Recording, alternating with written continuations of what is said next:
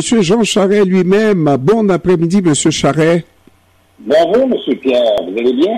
Je vais très bien. Vous avez été à ma collation de grade au barreau. C'était en 1991, je me souviendrai. Alors, ça, là, ça m'impressionne. Si vous êtes avec ça en plus, j'ai une plus haute estime encore de vous. J'avais déjà une très haute estime. Ah là. J'étais très fier. Nous avons besoin de plus d'avocats, M. Pierre. Alors, le monde manque d'avocats. Alors, bravo. Absolument.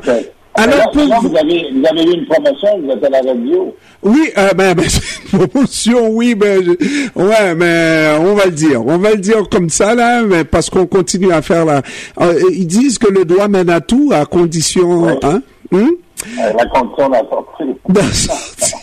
Et vous voulez continuer après le Québec, vous voulez être Premier ministre du Canada, mais encore faut-il que vous remportiez cette course à la chefferie, et ça n'a pas l'air d'être très facile pour vous, Monsieur Charest. Non, il n'y a rien de facile. Tout ce qui est important dans la vie est à son lot de défis. Et c'est une course où je suis pas le meneur. Je suis, comme on dit en anglais, en bon français, le underdog. Ce qui m'en rend pas malheureux. Toute ma vie, j'ai été celui qui était le underdog. Et donc, c'est une belle course cependant. On a fait beaucoup de progrès. Mais pour les gens qui veulent me soutenir, M. Pierre, il faut leur dire et leur répéter, il faut prendre une carte de membre du parti. Ils ont jusqu'au 3 juin prochain la date butoir pour prendre une carte pour être éligible pour voter. Puis on dit à tout le monde d'aller à jeancharest.ca et de prendre une carte de membre pour soutenir ma candidature. Alors, dans le fond, ce que vous dites, oui, les beaux débats, c'est très bien, et puis c'est très intéressant de savoir à quelle enseigne les candidats logent à propos des sujets qui dominent cette actualité, qui seront très importants pour l'avenir du Canada, mais la manière d'élire un chef, c'est les membres du parti, celui qui a le plus de cartes vendues, c'est celui-là qui a beaucoup plus de chances de l'emporter, c'est ça? Oui, à la fois des cartes vendues, des soutiens. C'est pour ça qu'on dit à tous ceux qui nous écoutent d'aller à jeancharest.ca et de le faire avant le 3 juin. Mais en même temps, il y a 160 000 membres qui sont déjà dans le parti, qui étaient membres avant le déclenchement de la course au leadership, qu'il faut convaincre, il faut les persuader. Et c'est ce que nous faisons actuellement. Je suis constamment à la fois sur le terrain, en réunion Zoom, en Teams, au téléphone, mais également on le fait à la faveur des débats. On a eu un débat la semaine dernière à Edmonton, la semaine d'avant à Ottawa. Nous serons à Laval le 25 mai 25 mai prochain pour un débat en français. Et c'est aussi un débat où on souhaite un débat d'idées. Et ce qui est intéressant dans la course, M. Pierre, c'est que c'est un vote par la poste avec un bulletin préférentiel, ce qui signifie que lorsque vous votez, vous marquez votre premier choix, deuxième, troisième, quatrième. Et dans les deux courses précédentes, le meneur a perdu parce qu'il plafonne après le premier tour. Et le meneur n'est jamais le deuxième choix des autres. Et moi, je suis dans une position assez favorable. On est assez confiant du chemin que nous avons tracé pour arriver à la victoire. D'autant plus qu'au Québec, les gens sont beaucoup intéressés à me soutenir. Et c'est pour ça qu'on les encourage toujours à aller à jeancharest.ca et prendre une carte de membre dans le 3 juin prochain. Évidemment, lorsque on a été premier ministre du Québec et à la tête du Parti libéral, on a veut pas un qualificatif de libéral, même si vous veniez du Parti conservateur, mais après avoir fait un tour, surtout occuper le poste de premier ministre libéral du Québec, on vous croit libéral. Et aujourd'hui, ceux qui disent que vous n'êtes pas tout à fait conservateur, M. Charest, est-ce qu'ils ont tort, tout à fait tort? Reconnaissez comme moi que l'argument présenté par mon adversaire est fallacieux. Lorsque je suis arrivé, moi, comme chef du Parti libéral du Québec, en 1998, c'était pour justement repousser un projet de troisième référendum de Lucien Bouchard. Et le Parti libéral du Québec, de tous les temps, a toujours été une coalition de fédéralistes. Et lorsque je suis arrivé au Parti libéral du Québec en 1998, il n'y avait pas au Québec de Parti conservateur provincial. C'est récent, la création d'un Parti conservateur provincial. Ça n'existait pas au moment où j'ai quitté la politique en 2012. Alors, vous savez, c'est trompeur de dire aux gens, oui, mais il est libéral.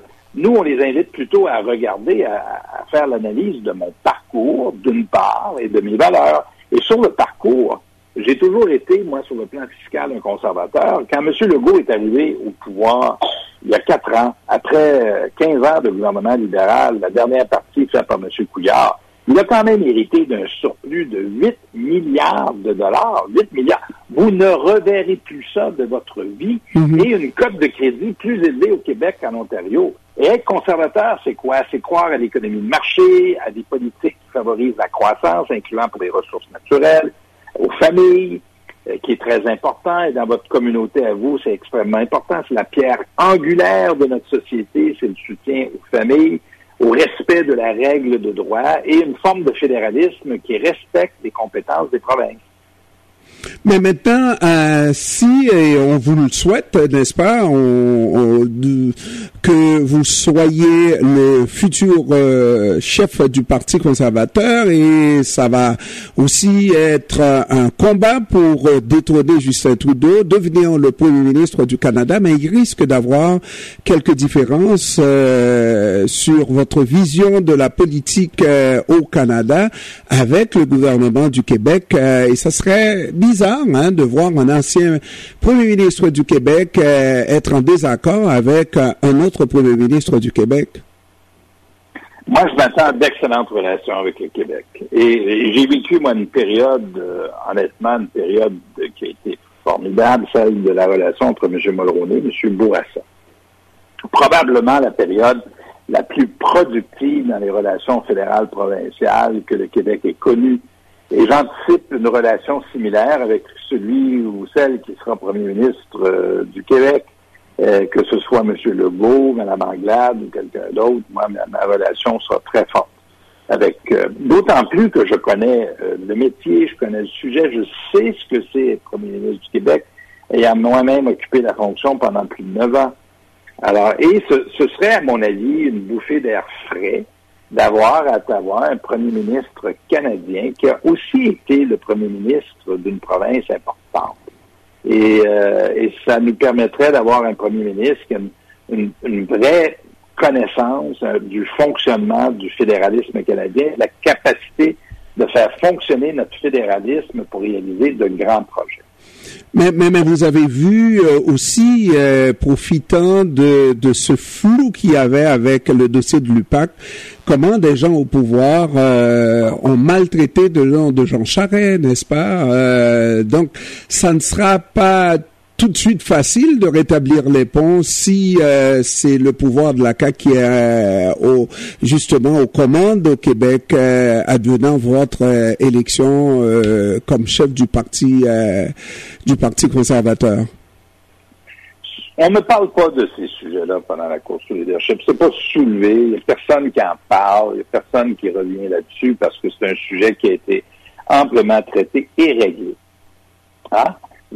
Ça a été fermé, cette affaire-là, avec la conclusion qu'il n'y avait rien en termes d'information qui permettait de continuer. Alors ça, c'est une affaire réglée. Cela étant dit, il faut se tourner vers l'avenir. Et la question de l'avenir, c'est comment pouvons-nous travailler ensemble pour faire avancer à la fois les intérêts du Québec et du Canada, parce que les deux sont conciliants. Et dans cet esprit-là, moi, j'ai une confiance justement dans ma capacité de travailler en étroite collaboration avec le Québec. Si Jean Charest devient le Premier ministre du Canada, comment il pourra faire avancer le Canada sur la scène internationale? On a de la misère sur la scène internationale. Le Premier ministre fait ses armes avec l'Ukraine, mais avec l'ONU, on a de la misère, n'est-ce pas? Avoir un poste permanent à l'ONU. La voix du Canada est diminuée. Sur le plan international, c'est pas la voix, c'est pas l'influence que nous avions à une autre époque Ou par exemple, le Canada, moi j'ai été témoin de ça, M. Pierre, moi j'ai été témoin des jours où le Canada combattait l'apartheid en Afrique du Sud, où le premier ministre Mulroney a été affronté, a été en contradiction avec Mme Thatcher, avec le président Reagan là-dessus. C'était les années où le Canada avait sa propre voix, où le Canada s'affirmait. Il faut revenir à cette politique étrangère qui nous permet d'avoir une voix forte à l'international. Et ce n'est pas le cas actuellement. Malheureusement, ce n'est pas le cas. Vous faites référence à cette campagne pour avoir un siège au Conseil de sécurité de l'ONU. J'y ai moi-même participé. M. Trudeau m'a nommé envoyé spécial. Et ce que j'ai constaté, c'est que le branding du Canada dans le monde demeure très fort. Les gens ont beaucoup de respect pour ce que nous sommes, ce que nous avons fait. Sauf que nous sommes absents de plusieurs régions du globe, de l'Afrique, Moyen-Orient, la région de l'ASEAN. Le Canada est pas suffisamment présent là où il devrait l'être et là où on peut faire une différence. Alors, Monsieur Jean Charest, je vous souhaite une bonne suite de campagne, mais je rappelle que si on va sur votre site, c'est jeancharest.com.ca? jeancharest.ca, M. Pierre. jeancharest.ca. Il faut acheter une carte de membre avant le 3 juin prochain. Et vous avez, je tiens à vous redire l'affection que j'ai, ma famille et moi, pour cette magnifique diaspora haïtienne que nous avons à Montréal. C'est une vraie chance pour nous. Alors, merci beaucoup, M. Pierre, de me recevoir aujourd'hui. Merci et je vous souhaite bonne chance pour la suite des choses. Et j'espère qu'on se reparle, M. Charest, et cette fois-ci comme Premier ministre. Oui, avec plaisir. Je vous fais l'engagement que quand je serai Premier ministre, je vous donne une entrevue. Merci beaucoup. Les auditeurs l'ont entendu, M. Charest. Merci. Merci, au revoir. Au revoir.